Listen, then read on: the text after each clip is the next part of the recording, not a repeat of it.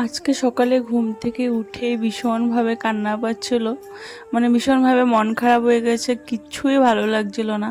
তো hello everyone, good morning, কেমন আছো তোমরা সবাই? এখন বাজে সকাল 8টার মতো। আর সকালে উঠে সমস্ত কাজ করে স্নান করে রান্নাঘরে চলে আসলাম আজকে ফার্স্ট। অন্যদিন পুজো দিয়ে আসি, আজকে রান্নাঘরে ফার্স্ট আসলাম। এসে ছেলের জন্য একটু ডাল সিদ্ধ ভাত করেছি, আর তারপর আমি মেডিসিন খেয়ে নিয়েছি। এখন বরের জন্য একটু চা বসালাম। বড় বলছে ভাত হয়ে গেলে একটু ভাত আমার জন্য একটু চা করো। তো ওর জন্য একটু চা করে নিয়েছি। মনটা ভালো নেই, তা ভাবলাম চলো একটু আজকে বিস্কিট দিয়ে চা দিয়ে দিই। বলছে না একটু মুড়ি দাও, বিস্কিট খাবো না। তো এরকম শুধু মুড়ি কী করে দিই, ভালো লাগে না না। তো একটু তেল দিয়ে পেঁয়াজ দিয়ে মুড়িটা মাখিয়ে দিয়ে দিলাম ওকে। তারপরে আমিও ভাবছি একটু চা খাবো, কেন কি চা খাওয়ার পর আবার মেডিসিন আছে। সকাল থেকে শুরু হয় সারাদিন আমার শুধু মেডিসিন চলে, জানি না, ভালো লাগে না কিছু। মন ভালো নেই, শরীর ভালো নেই, কিছুই না। আমার যে দিনগুলি কীভাবে পার হয় আর কীভাবে যাবে কিছু বুঝতে পারছি না। তারপরে ওইদিকে বরকে দিয়ে দিলাম, আর একটু বউ বলছে আর ডালের সাথে একটু ভেন্ডি দাও। তো ওইদিকে ভেন্ডিগুলো কেটে নিয়েছি, আর ভেন্ডিগুলো কেটে ভাবছি চা খাবো। তো ওইদিকে চাটা দিয়ে ঠান্ডা হয়ে গেলো, তারপর চাটা গরম করে একটু চা দিয়ে খাবার, খুব খিদে পেয়েছে। তো 3-4টে বিস্কিট নিয়ে নিয়েছিলাম খাওয়ার জন্য।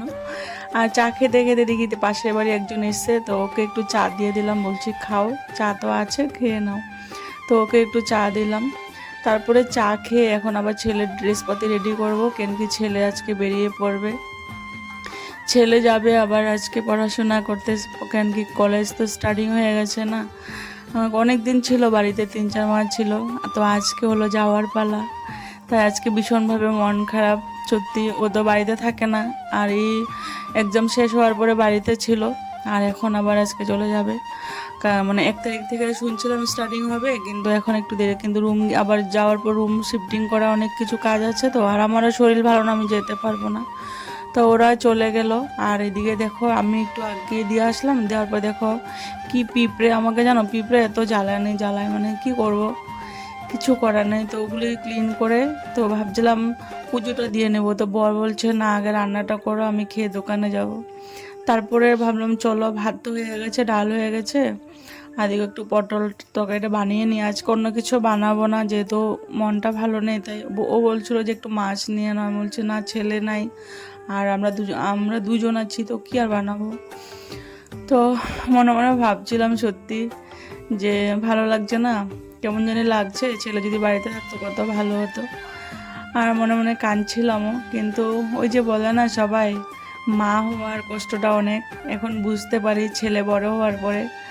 সত্যি এখন এখন ভাবি যে আগে হয়তো মা বাবা আমাদেরকে নিয়ে এমন কষ্ট করেছে যে আমরা হয়তো কখনো কোনো কথা মা বাবা শুনি নাই। তো মা বাবা এমন কষ্ট করেছে, মা বাবা আমাদেরকে বিয়ে দিয়েছে, মা বাবা কষ্ট পেয়েছে। এখন ছেলে দূরে যাওয়ার পরে বুঝতে পারি মা বাবার কষ্টটা কি হয়। সবারই মনে হয় এমন হয়। তো এদিকে দেখো আমার রান্নাবান্না কমপ্লিট হয়ে গেলো, বাসনটা ধুয়ে বরকে ভাত দিয়ে তারপরে স্নান করে পুজো দিয়ে আজকে আবার ডক্টর দেখাতে যাব, ডক্টরের রিপোর্টগুলি দেখাতে যাব। তো বরকে এদিকে খাওয়া দিয়ে স্নান করে পুজো দিয়ে একবার চলে আসলাম। আসার পরে এদিকে বসে আছে, অনেক টাইম হয়ে গেল, কেন কি প্রচুর লোক আজকে। তারপরে ডক্টরকে দেখালাম, দেখানোর পরে মেডিসিন নিয়ে খুব খিদে পেয়েছিল, আর সকাল থেকে টেনশনে কিছু খাইনি, তো এখন খেয়ে বাড়ি চলে যাচ্ছি। তো চলো আজকের জন্য টাটা।